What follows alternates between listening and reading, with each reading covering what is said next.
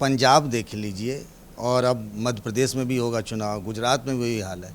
आप तो आम आदमी पार्टी से भी लड़ते हुए नज़र आ रहे हैं, अब वो भी वहाँ सिंगरौली में खाता खोल चुकी है। तो एक नई मुसीबत आ गई, खतरे की घंटी। कोई खतरा नहीं है महाराज, मैं बता दूं आपको। आम आदमी पार्टी के 3 पार्षद जीते हैं हजारों में से, 3 पार्षद आम आदमी पार्टी के। आम आदमी पार्टी के जो कैंडिडेट जीती हैं वो भारतीय जनता पार्टी के रेबल कैंडिडेट थे, इसलिए आम आदमी पार्टी नहीं जीती है वहाँ, भारतीय जनता पार्टी की रेबल जीती है, सिंबल आम आदमी पार्टी का है। ज्योतिरादित्य सिंधिया से दिग्विजय सिंह का झगड़ा क्या है? क्या कभी ज्योतिरादित्य सिंधिया और दिग्विजय सिंह दोबारा से दोस्त हो सकेंगे कि नहीं?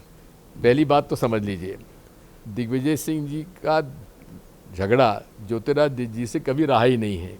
मेरे बेटे समान है वो, और उनके पिताजी को कांग्रेस में लाने का लिए अर्जुन सिंह जी और दिग्विजय सिंह ही जिम्मेदार थे। अर्जुन सिंह जी मेरे लीडर थे। मैं संजय गांधी जी ने मुझे ही कहा था कि तुम माधवराव जी सिंधिया को कांग्रेस में लाओ, और मुझे इस बात की उनके लेट माधवराव जी के प्रति मैं आभार व्यक्त करता हूं आज भी कि उन्होंने मेरी बात मानी और कांग्रेस में आए, और फिर नेहरू गांधी परिवार ने उनका पूरा ख्याल रखा, पूरा मान दिया, मर्यादा रखी, इज्जत दी।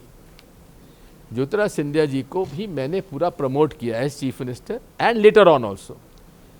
चुनाव हारने के बाद वो डिप्रेशन में चले गए थे। कोई कभी उम्मीद नहीं थी कि चुनाव हार जाएंगे, और हमें किसी को उम्मीद नहीं थी कि ज्योतिरादित्य सिंधिया कभी चुनाव हार सकते हैं, और वो भी उस आदमी से जो उनका ड्राइवर, मतलब ड्राइवर तो नहीं, जो उनके एक खास उनका बिल्कुल अच्छा सपोर्टर था हमारे जिला, मैंने उनको जिला परिषद का अध्यक्ष बनाया था।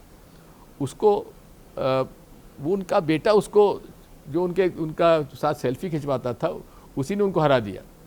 तो डिप्रेशन में गए थे। और मैं फिर आपको बता रहा हूँ आशीष जी कि मेरा उनसे ना पहले झगड़ा था और हम लोगों का कॉन्फ्लिक्ट नहीं था, क्योंकि मैंने साफ कह दिया था कि मैं मुख्यमंत्री का दावेदार नहीं हूँ, और मैं केंद्र में भी कोई वहाँ का उनका दावेदार नहीं हूँ। तो ज्योतिरादित्य सिंधिया और मेरा कोई पॉलिटिकल कॉन्फ्लिक्ट नहीं था, और ना किसी प्रकार का विवाद था हमारा।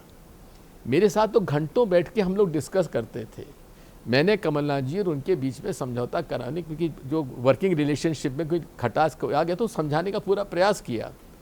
लेकिन हमें, कम से कम मुझे तो सपनों में उम्मीद नहीं थी कि ज्योतिरादित्य सिंधिया जी, जिनको कि संध्या हमारे सोनिया जी, राहुल जी और प्रियंका जी इतना सम्मान देते हैं, वो पार्टी छोड़ के चले जाएंगे। आपको क्या लगता है क्या वजह रही कि उन्होंने पार्टी छोड़ दी, जब आप कह रहे इतना सम्मान दिया जाता था उनको? अति महत्वाकांक्षा, कुर्सी से ज़्यादा दूर वो रह नहीं पाए। क्या मजबूरी है मेरी, बताइए। मैं अभी आपको बताती हूँ कि मैंने ओए होए होए होए, नमकीन के चटकारे लेते हुए टकटकी मार के डिबेट शो को पॉज रिपीट कर करके देख रहे हैं जोगिंदर जी। इनकी तरह आप भी देखें अपनी फेवरेट डिबेट्स को रिपीट कर, और डाउनलोड कीजिए एबीपी लाइव ऐप अपने स्मार्ट टीवी पर।